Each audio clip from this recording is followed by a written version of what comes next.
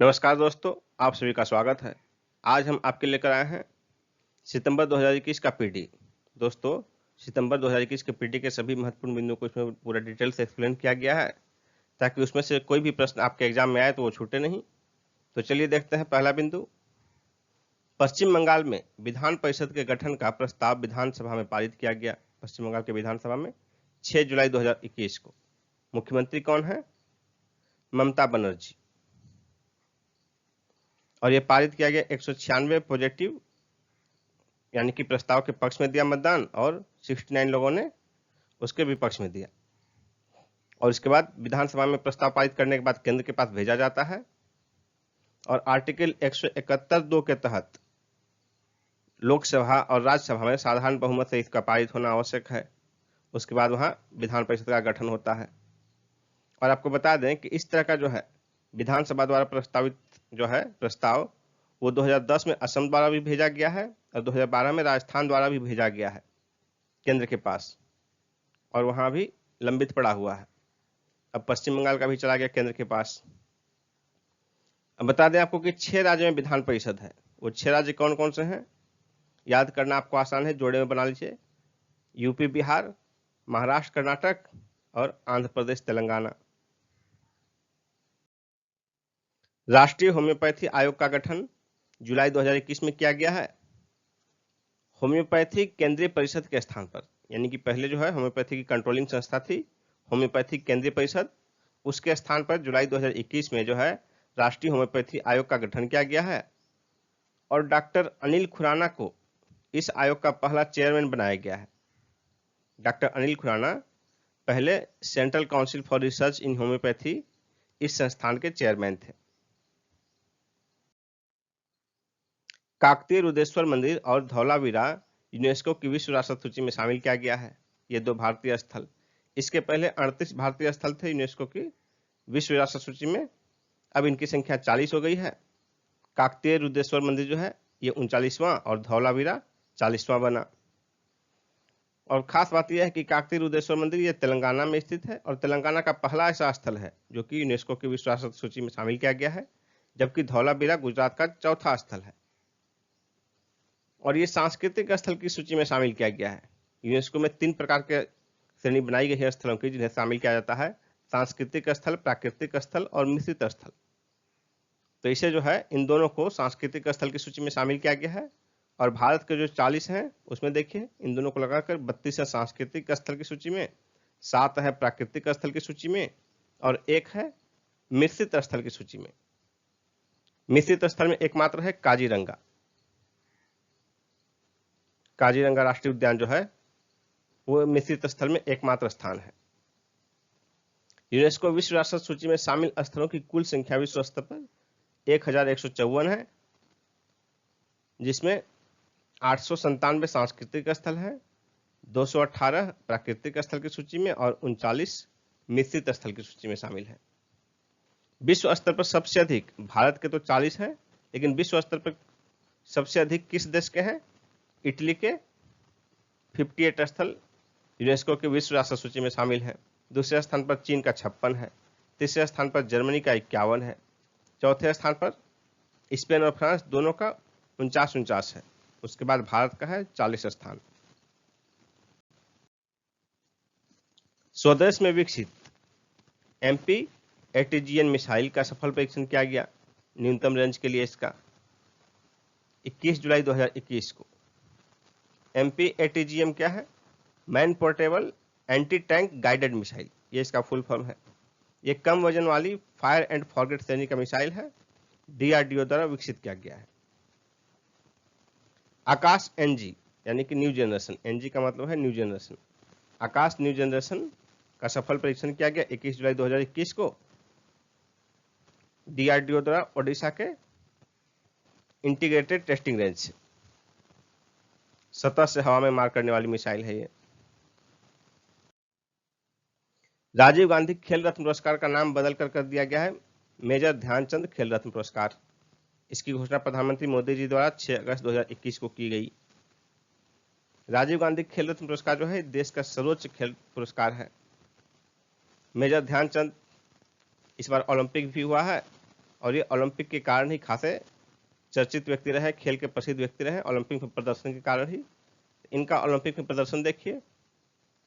Amsterdam Olympic 1928 में इन्होंने 14 गोल किया था। लॉस एंजल्स ओलंपिक 1932 में 8 गोल किए और बर्लिन ओलंपिक 1936 में 11 गोल किए। लगातार 3 ओलंपिक देखिए 1928, 32 और 36 में 14 गोल, 8 गोल और 11 गोल।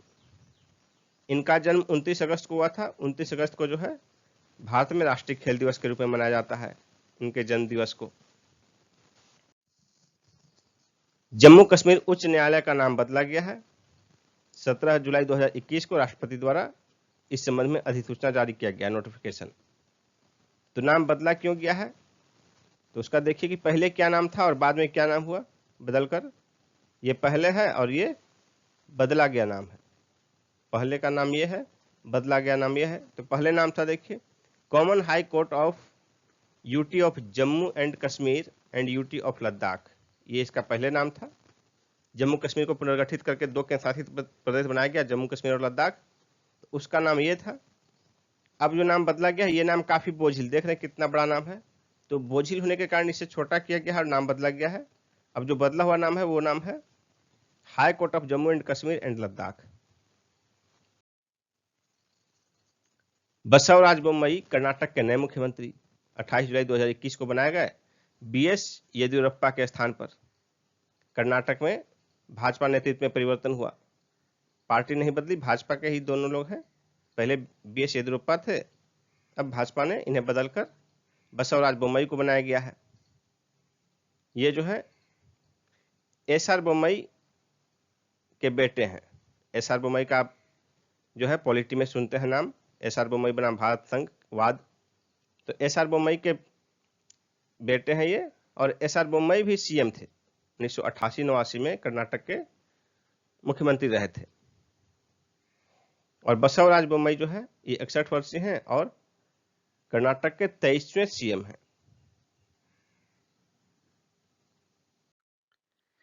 राष्ट्रीय खाद्य प्रौद्योगिकी उद्यमिता एवं प्रबंधन संस्थान विधेयक संसद के दोनों सत्रों में पारित हो गया। राज्यसभा में जो है पिछले बजट सत्र में ही पारित किया गया था और लोकसभा में 26 जुलाई 2021 को पारित किया गया। इसमें प्रावधान क्या है, मुख्य प्रावधान देखिए। फूड टेक्नोलॉजी उद्यमिता एवं प्रबंधन के संस्थानों को राष्ट्रीय महत्व का संस्थान घोषित करने का प्रावधान किया गया है। और इस प्रकार के संस्थान वर्तमान में भारत में 2 संस्थान हैं। देखिए पहला है national institute of food technology entrepreneurship and management, Haryana के कुंडली में स्थित है। और दूसरा संस्थान Indian institute of food processing technology, Tamil Nadu के तंजावुर में स्थित है। इस विधेयक के अधिनियम बनने के बाद जो है इन दोनों संस्थानों को राष्ट्रीय महत्व का संस्थान घोषित किया जा सकेगा। पूरे देश में समान नागरिक संहिता लागू करने की आवश्यकता दिल्ली उच्च न्यायालय ने दोहराई है, एक तलाक के मुकदमे में फैसला सुनाते हुए। केंद्र सरकार को इस दिशा में आवश्यक कदम उठाने का निर्देश भी दिया गया है दिल्ली हाईकोर्ट के फैसले में। सर्वोच्च न्यायालय ने भी 1985 के शाहबानो केस में राज्य के नीति निर्देशक सिद्धांतों के तहत परिकल्पित समान नागरिक संहिता की आवश्यकता बताई थी।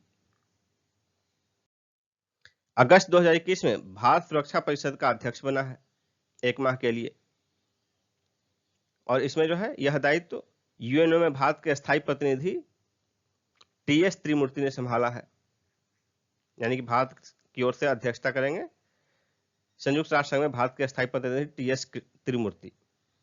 इसी कार्यकाल में भारत जो है 2021-22 ये 2 वर्ष के लिए 1 जनवरी 2021 से लेकर 31 दिसंबर 2022 तक 2 वर्ष के लिए संयुक्त राष्ट्र सुरक्षा परिषद का सदस्य है। और सदस्यों का जो है 1-1 महीने के लिए अध्यक्षता होता है अल्फाबेटिकली। तो भारत जो है अभी इसका जो है अगस्त 2021 में अध्यक्ष है, और इसके साथ साथ इसी कार्यकाल में दिसंबर 2022 में यानी कि अंतिम माह में भी भारत को इसका अध्यक्षता प्राप्त होगा। चीनी कम्युनिस्ट पार्टी की स्थापना के 100 वर्ष पूर्ण हुए। चीनी कम्युनिस्ट पार्टी की स्थापना हुई थी 1 जुलाई 1921 को चेन डियूसू और ली डेझाओ द्वारा की गई थी। हैती के राष्ट्रपति की हत्या कर दी गई 7 जुलाई 2021 को कुछ अज्ञात हमलावरों ने उनके आवास पर घुसकर हत्या कर दी। हैती मूल के एक अमेरिकी डॉक्टर इमैनुअल सोनेन को इस षड्यंत्र का मास्टरमाइंड हैती पुलिस बता रही है अपने जांच में। अंतरिक्ष उड़ान कंपनियों वर्जिन गैलेक्टिक तथा ब्लू ओरिजिन के स्पेसक्राफ्ट की उड़ानों से अंतरिक्ष पर्यटन हेतु मार्ग प्रशस्त हुआ। वर्जिन गैलेक्टिक रिचर्ड ब्रैनसन की कंपनी है और ब्लू ओरिजिन जो है ये जेफ बेजोस की कंपनी है। जुलाई में दोनों कंपनियों ने इनकी अंतरिक्ष उड़ान भरी और इसके मालिक भी साथ में थे। उस अंतरिक्ष उड़ान में इनके मालिक भी साथ में थे। ये देखिए वर्जिन गैलेक्टिक जो है 11 जुलाई को इनके साथ रिचर्ड ब्रैनसन के साथ 5 और सहयात्री थे और इसमें खास बात यह है कि इनके साथ भारतीय मूल की शिरीषा बांदला भी अंतरिक्ष गई। शिरीषा बांदला 34 वर्षीय आंध्र प्रदेश के गुंटूर जिले में जन्म हुआ था। कल्पना चावला और सुनीता विलियम्स के बाद ये तीसरी भारतीय मूल की महिला हैं, अंतरिक्ष यात्री हैं जो कि अंतरिक्ष यात्रा पर गई। 11 जुलाई को ये गए और इसके 9 दिन बाद ही 20 जुलाई को जेफ बेजोस जो है अमेजन के संस्थापक हैं, इनकी कंपनी ब्लू ओरिजिन, ये भी अंतरिक्ष यात्रा पर गए और इनके साथ साथ इनके भाई मार्क बेजोस के साथ साथ और 82 वर्षीय वैली फंक और 18 वर्षीय ओलिवर डेमेन भी अंतरिक्ष यात्रा में शामिल थे। और इसमें खास तथ्य यह है कि ये 82 वर्षीय जो हैं ये सबसे वृद्ध अंतरिक्ष यात्री हैं और ये 18 वर्षीय जो हैं ओलिवर डेमेन ये सबसे युवा अंतरिक्ष यात्री हैं। 2032 के 35वें ग्रीष्मकालीन ओलंपिक खेलों की मेजबानी ब्रिस्बेन को मिली। ब्रिस्बेन ऑस्ट्रेलिया का शहर है और ऑस्ट्रेलिया में यह तीसरी बार होगा। 2032 का जो है ओलंपिक खेल ऑस्ट्रेलिया के ब्रिस्बेन में होगा और ये ऑस्ट्रेलिया में तीसरी बार होगा। इसके पहले 2 बार हो चुके हैं ऑस्ट्रेलिया में, 1956 में मेलबर्न में और 2000 ईस्वी में सिडनी में। आपको बता दें कि फ्रांस में देखिए 2024 का फ्रांस में होगा। इसके पहले फ्रांस में 2 बार हो चुका है, 1900 ईस्वी में और 1924 में। और 2028 का जो है अमेरिका में होगा और अमेरिका में सबसे अधिक 4 बार हो चुका है, 2004 में, 1904 में, 1932 में, 1984 में और 1996 में। नेक्स्ट पॉइंट देखिए, शेर बहादुर देउबा। शेर बहादुर देउबा 5वीं बार नेपाल के प्रधानमंत्री बने 13 जुलाई 2021 को। नेक्स्ट पॉइंट है, भारत ने कंधार अफगानिस्तान स्थित वाणिज्यिक दूतावास से कर्मचारी वापस बुलाए 10 जुलाई 2021 को। इराक में भी 2021 के अंत तक समाप्त होगा अमेरिकी सैन्य मिशन। इसके लिए इराकी प्रधानमंत्री के साथ अमेरिकी राष्ट्रपति की 26 जुलाई 2021 को व्हाइट हाउस में सहमति बनी। इराक में अमेरिकी सैन्य कार्रवाई मार्च 2003 में प्रारंभ हुआ था। मार्च 2003 में प्रारंभ हुआ था और 30 दिसंबर 2006 को सद्दाम हुसैन को फांसी दे दी गई। उसके बाद से लगातार अमेरिकी सेना वहां उपस्थित है। दिसंबर 2021 में लड़ाकू सेना की वापसी के बाद भी इराकी सेना को प्रशिक्षण देने तथा उसकी सलाहकार की भूमिका में कुछ अमेरिकी सैनिक वहां बने रहेंगे। फॉर्च्यून ग्लोबल 500 सूची 2021 जारी किया गया है और विश्व के शीर्ष 500 कंपनियों में भारत की 7 कंपनियां शामिल हैं 2021 की सूची में। 2020 की सूची में भी भारत की 7 कंपनियां थी। तो देखिए कौन कौन सी कंपनियां शामिल है भारत की। 7 कंपनियां 2021 में उनका रैंक, इसके पहले 2020 में रैंक, 2019 में रैंक, 2018 में रैंक और 2017 में रैंक। ये आपको यहाँ चार्ट में दिया गया है। तो देखिए कंपनियां हैं Reliance industries, Indian oil, ONGC, SBI, Tata Motors, Bharat petroleum और राजेश एक्सपोर्ट्स। ये 7 कंपनियां हैं। रिलायंस का रैंकिंग है 155 और 2021 में जो शीर्ष भारतीय कंपनी है सर्वोच्च रैंकिंग वाली रिलायंस इंडस्ट्रीज है, जिसका रैंक विश्व स्तर पर 155 है। इंडियन ऑयल का 212 है, ONGC का 243, SBI का 205, टाटा मोटर्स का 357, भारत पेट्रोलियम का 394 और राजेश एक्सपोर्ट का 348। और इस सूची में देखिए 500 कंपनियों की सूची है। इसमें सबसे अधिक कंपनियां शामिल है चीन की 135, दूसरे स्थान पर है अमेरिका 122 कंपनी शामिल है, जापान की 53 कंपनी है, जर्मनी की 27 कंपनी है, फ्रांस की 26 कंपनियां हैं और ब्रिटेन की 22 कंपनियां हैं। अब इसमें देखिए इस सूची में टॉप कंपनी कौन कौन सी है, उसका रैंकिंग, कंपनी का नाम, किस देश की है और किस क्षेत्र की कंपनी है। शीर्ष कंपनी है फॉर्च्यून 500 में वॉलमार्ट, अमेरिकी कंपनी है, रिटेल सेक्टर की है। सेकंड स्थान पर है चीन की company state grid, energy company है। तीसरे स्थान पर है Amazon.com, अमेरिका की है, इंटरनेट और रिटेलिंग क्षेत्र की कंपनी है। चौथे स्थान पर चाइना नेशनल पेट्रोलियम। पांचवें स्थान पर सिनोपैक ग्रुप जो कि पेट्रोलियम से संबंधित है, चीन की कंपनी है। छठे स्थान पर एप्पल टेलीकॉम। सातवें स्थान पर CBS हेल्थ। एप्पल टेलीकॉम देखिए टेलीकम्युनिकेशन क्षेत्र की है, हेल्थ नहीं टेलीकम्युनिकेशन होगा। आठवें स्थान पर यूनाइटेड हेल्थ ग्रुप।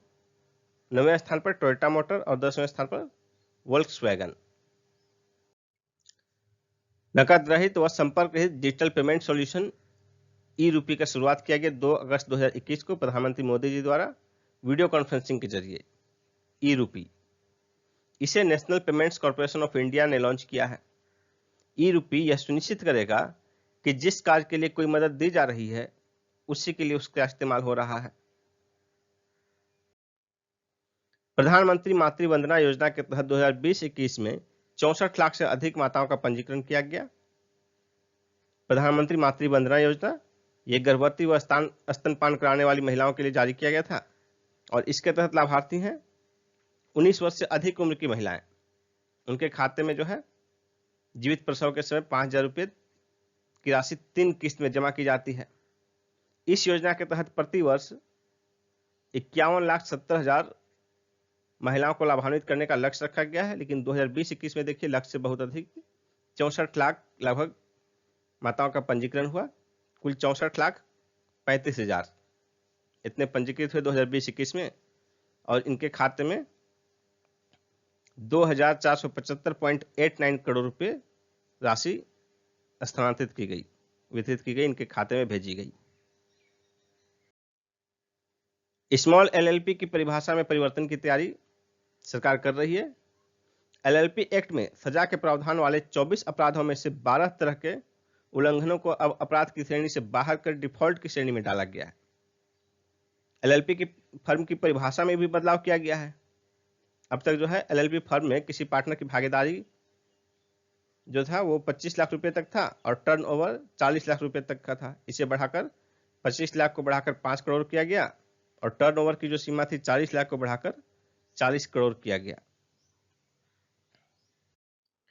भारत में ग्रॉस वैल्यू एडिशन में कृषि एवं संबद्ध क्षेत्रों का योगदान देखिए 2020-21 में रहा 20.2%, 20.2%, 2019-20 में 18.4% और 2018-19 में 17.6%, यानी पिछले 2 वर्षों में लगातार वृद्धि हुई है।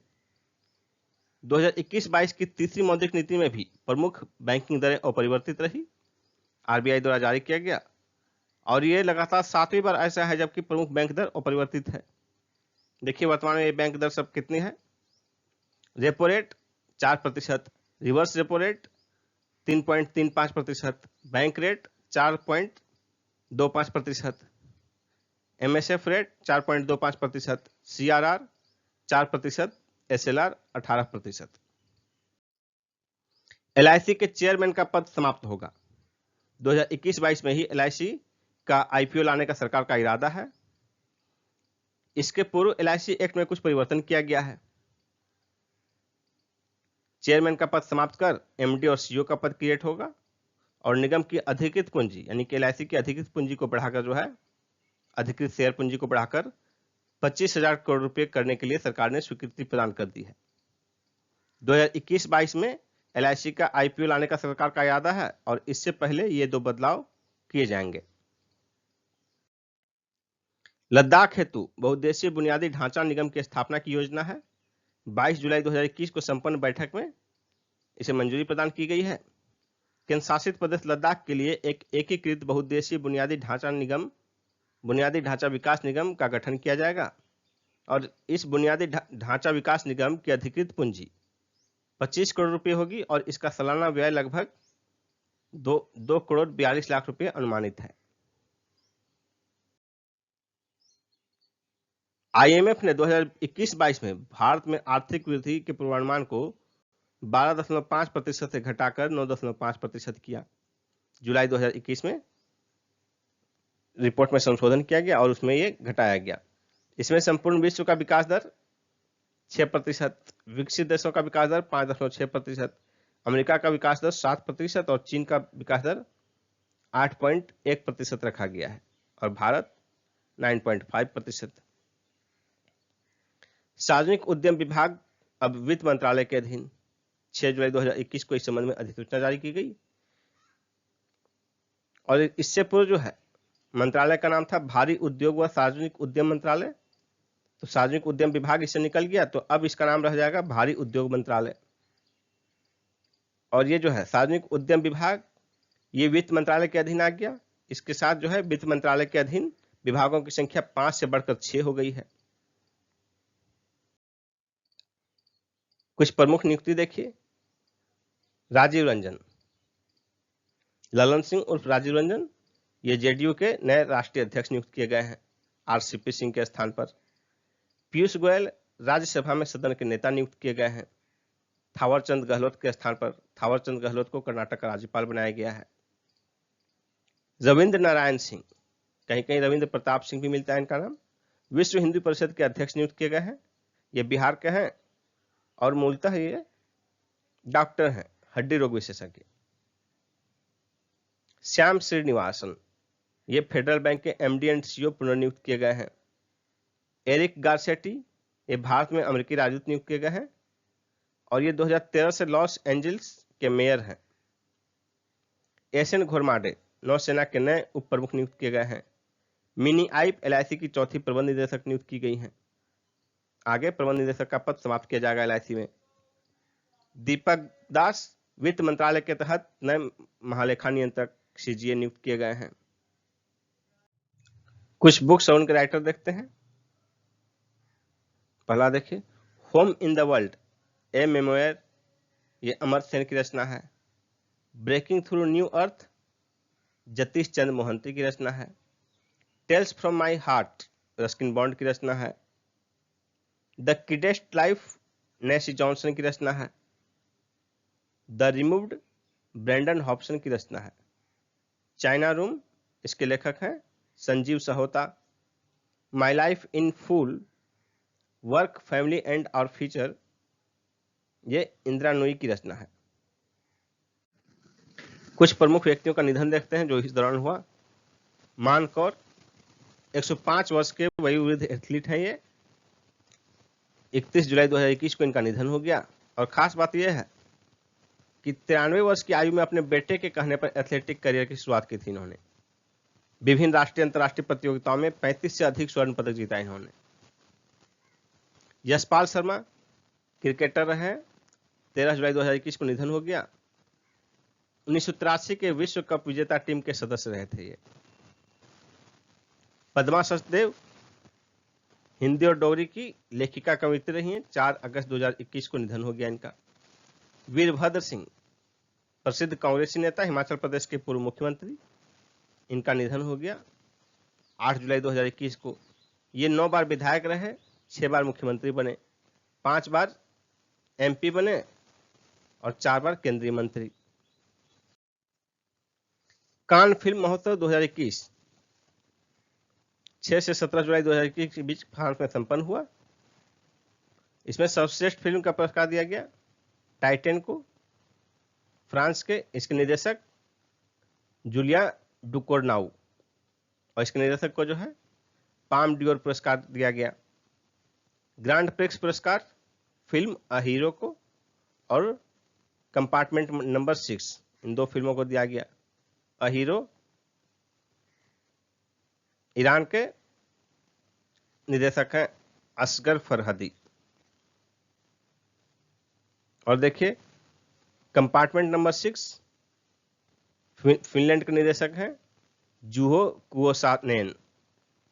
सर्वश्रेष्ठ निर्देशक लियोस कैरेक्स, ये फ्रांस के फिल्म एनेट के लिए दिया गया।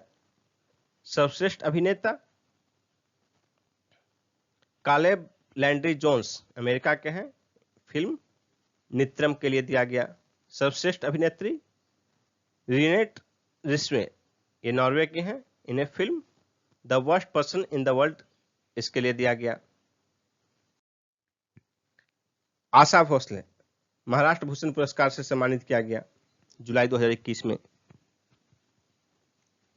साइरस पूनावाला लोकमान्य तिलक राष्ट्रीय पुरस्कार 2021 से सम्मानित किया गया। साइरस पूनावाला टीका निर्माता company serum institute of India के चेयरमैन हैं। कोविड-19 संक्रमण से बचाव के लिए कोविशील्ड टीका के उत्पादन में इनके योगदान के लिए इन्हें इस पुरस्कार से सम्मानित किया गया। हेनरीटा फोरे यूनिसेफ के कार्यकारी निदेशक पद से पारिवारिक कारणों से इन्होंने त्यागपत्र दे दिया। बिल गेट्स व मिलिंडा गेट्स आपसी सहमति से इन्होंने तलाक लिया। 3 अगस्त 2021 को सिएटल की एक अदालत द्वारा इनके तलाक की औपचारिक पुष्टि की गई 27 वर्ष के वैवाहिक जीवन के उपरांत। इराक के अस्पताल में कोरोना वार्ड में ऑक्सीजन सिलेंडर फटने से लगी आग में 92 लोगों की मृत्यु हो गई 12 जुलाई 2021 को। वहां के आधिकारिक पुष्टि 62 लोगों की हुई है, लेकिन मीडिया रिपोर्ट के अनुसार 92 लोगों की मृत्यु हो गई। थल सेना का 254 AA हेलीकॉप्टर पठानकोट के निकट दुर्घटनाग्रस्त हो गया 3 अगस्त 2021 को। और ये जम्मू कश्मीर के कठुआ जिला में रंजीत सागर डैम के झील में दुर्घटनाग्रस्त हुआ। इंद्र 2021 भारत रूस की सेनाओं के बीच वार्षिक सैन्य अभ्यास है, ये 12वां था। 1 से 13 अगस्त 2021 के बीच रूस के वोल्गोग्राड में संपन्न हुआ। इंद्र नेवी 2021 भारत रूस की नौसेना का द्विवार्षिक अभ्यास था, जो कि 28-29 जुलाई 2021 को बाल्टिक सागर में संपन्न हुआ। एक्सपो 2020 एक वैश्विक प्रदर्शनी है जिसका आयोजन दुबई में होगा 1 अक्टूबर 2021 से 31 मार्च 2022 तक। इस आयोजन का थीम है connecting mind creating the future. Auto expo 2022 स्थगित कर दिया गया। यह भारत में ऑटोमोबाइल की सबसे बड़ी प्रदर्शनी, इसका आयोजन द्विवार्षिक होता है। पिछला आयोजन 7 से 12 फरवरी 2020 के बीच ग्रेटर नोएडा में हुआ और अगला जो है 2 से 9 फरवरी 2022 के बीच ग्रेटर नोएडा में प्रस्तावित था, जिसे फिलहाल स्थगित कर दिया गया है, क्योंकि आयोजकों का मानना है कि इस प्रदर्शनी में इस तरह की भीड़ होगी जहां की सोशल डिस्टेंसिंग के मानकों को फॉलो करना मुश्किल होगा। इसी कारण इसे फिलहाल स्थगित कर दिया गया है। नई तिथि की सूचना बाद में जारी की जाएगी। ईवी एक्सपो 2021 इलेक्ट्रिक व्हीकल्स की 11वीं प्रदर्शनी प्रगति मैदान में 6 से 8 अगस्त 2021 के बीच आयोजित किया गया। इसका उद्घाटन केंद्रीय सड़क परिवहन एवं राजमार्ग मंत्री नितिन गडकरी द्वारा किया गया। निपुण कार्यक्रम, निपुण देखिए NIPUN, इसका फुल फॉर्म है national initiative for proficiency and in reading with understanding and numeracy. बच्चों में मूलभूत साक्षरता गणना कौशल के विकास हेतु यह कार्यक्रम प्रारंभ किया गया है। केंद्रीय शिक्षा मंत्री द्वारा 5 जुलाई 2021 को लॉन्च किया गया। इसका उद्देश्य है 3 से 9 वर्ष के बच्चों को सीखने की जरूरतों को पूरा करना। AI फॉर ऑल पहल, AI यानी कि आर्टिफिशियल इंटेलिजेंस फॉर ऑल, इस पहल की शुरुआत प्रधानमंत्री मोदी जी ने 29 जुलाई 2021 को राष्ट्रीय शिक्षा नीति 2020 के 1 वर्ष पूर्ण होने के अवसर पर किया। इसका उद्देश्य क्या है? देश के प्रत्येक नागरिक के लिए कृत्रिम बुद्धिमत्ता यानी कि आर्टिफिशियल इंटेलिजेंस की बुनियादी समझ बनाना। पुरुषों का 47वां कोपा अमेरिका कप 2021 13 जून से 10 जुलाई 2021 के बीच ब्राजील में संपन्न हुआ। ये जो है फुटबॉल का टूर्नामेंट है पुरुषों का। अर्जेंटीना ने जीता, 28 वर्ष बाद विजेता बना अर्जेंटीना और 15वीं बार जीता है। यानी कि देखिए 47 बार में 15 बार अर्जेंटीना ने ही जीता है। और इस बार जो है अर्जेंटीना ने फाइनल में ब्राजील को हराया 1-0 से। और इसका आयोजन 4 वर्ष पर होता है। 16वां UEFA यूरो कप 2020 ये फुटबॉल का टूर्नामेंट है। जिसका आयोजन 11 जून से 11 जुलाई 2021 के बीच यूरोप के विभिन्न शहरों में हुआ और इटली ने जीता दूसरी बार। इटली ने इंग्लैंड को हराकर जीता। इटली दूसरी बार विजेता बना है, इसके पहले 1968 में बना था। फाइनल मैच जो है लंदन के वेबले स्टेडियम में खेला गया। यह भी 4 वर्षीय टूर्नामेंट है। भारत श्रीलंका क्रिकेट श्रृंखला 3 एकदिवसीय और 3 T20 क्रिकेट मैच खेला गया जुलाई 2021 में कोलंबो में। कोलंबो में स्टेडियम है प्रेमदासा स्टेडियम। प्रेमदासा स्टेडियम है क्रिकेट का, वहीं खेला गया मैच। और खास बात यह है कि शिखर धवन के नेतृत्व में खेला गया। पहली बार शिखर धवन ने श्रृंखला में भारत का नेतृत्व किया और वनडे मैच जो है श्रृंखला भारत 2-1 से जीता, जबकि T20 का जो श्रृंखला था भारत 1-2 से हार गया। नेक्स्ट पॉइंट देखिए, मनु साहनी आईसीसी के सीईओ पद से त्यागपत्र दे दिया इन्होंने। ये जो है मार्च 2021 से ही इन्हें अवकाश पर भेज दिया गया था और कारण क्या था? सहकर्मियों तथा कुछ क्रिकेट बोर्ड्स के साथ दुर्व्यवहार के आरोप में, और इसी कारण इन्होंने जुलाई 2021 में त्यागपत्र दे दिया और इसके बाद जॉर्ज अलार्डिस को कार्यवाहक सीईओ नियुक्त किया गया है। विंबलडन 2021 28 जून से 11 जुलाई 2021 के बीच संपन्न हुआ। पुरुष एकल का खिताब जीता सर्बिया के नोवाक जोकोविच ने इटली के माटेयो बेरेटनी को हराकर।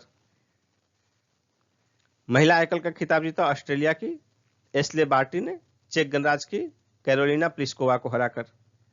उसी तरह देखिए पुरुष युगल मेल युगल जो है ये क्रोएशिया की जोड़ी ने जीता, निकोला मैक्टिक और मैट पैविक ने। महिला युगल का खिताब जीता चीनी ताइपे और बेल्जियम की जोड़ी हसी सुवी और एलिसे मेरिटिस की जोड़ी ने जीता। संयुक्त जो है वो जीता ब्रिटेन के नील स्कूप्सकी और अमेरिका के डिजायरे क्रॉचिक, इन्होंने जीता। सर्वाधिक 20 ग्रैंड स्लैम जीत का एकल जीतने का फेडरर और नडाल के रिकॉर्ड की बराबरी कर ली नोवाक जोकोविच ने। Austria grand prix, Austrian grand prix जो है 4 जुलाई 2021 को संपन्न हुआ और पहले स्थान पर रहे रेडबुल टीम के मैक्स वर्स्टापेन और दूसरे स्थान पर मर्सिडीज टीम के वाल्टेरी बोट्टास।